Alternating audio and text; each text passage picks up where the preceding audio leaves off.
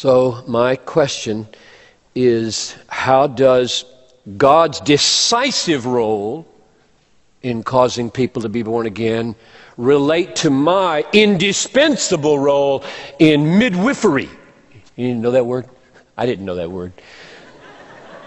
That's what midwives do, and midwives assist births. And what can we do at the birth or to help the birth happen?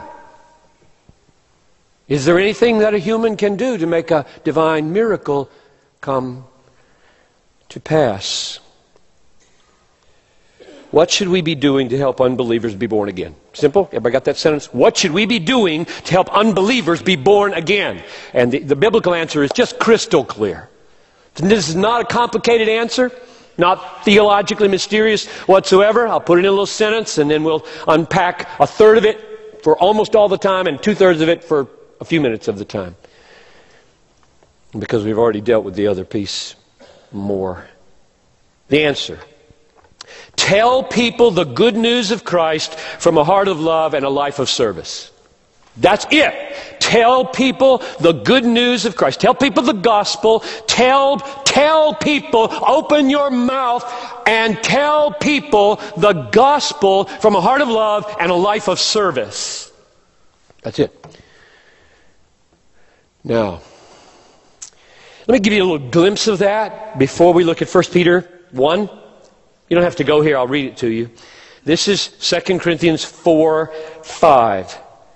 What we proclaim is not ourselves, but Christ Jesus as Lord, with ourselves as your servants. That's a little picture of what I'm talking about.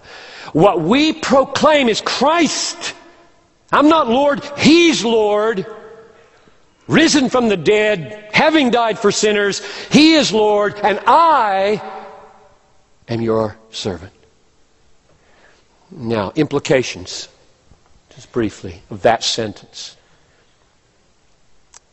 Arrogant, self-exalting proclamation of Christ with no sense of brokenness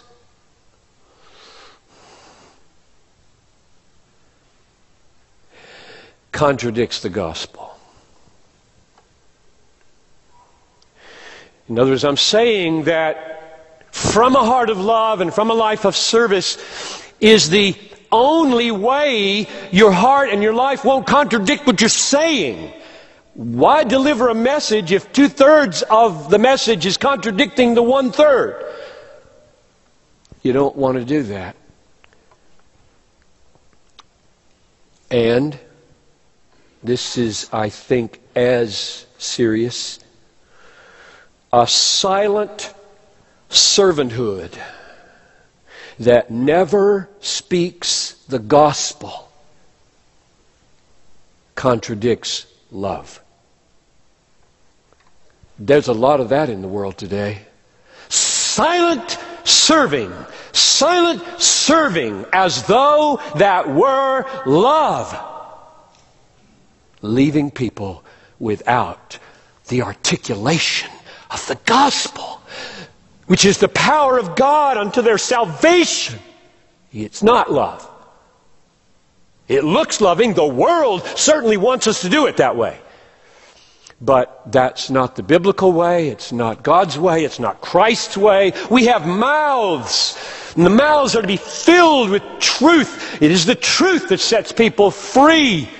It isn't being treated nicely alone.